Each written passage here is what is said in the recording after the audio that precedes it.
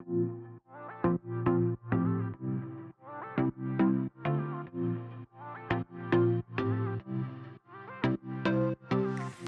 guys, welcome back to Solar Sessions with Ben. This is Ben from Belmont Solar, and I'm Brandon. Today the question we're asking is, how long do solar batteries last?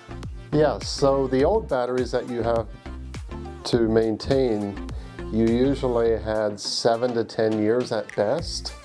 But today they are maintenance free, they're a whole different chemistry, and they can last 15 to 20 years. They have a 10-year warranty, so that means at least 10 years. So they last longer, the science and the technology is better, so they function better, and they're maintenance free. Yes, and it's much better than a generator. It's quiet, no maintenance, no moving parts, and it can be more of an upfront investment, but you have a long lifespan with them now. Yeah, that's great. Thanks, Ben. Thanks for watching, guys. We'll catch you next time.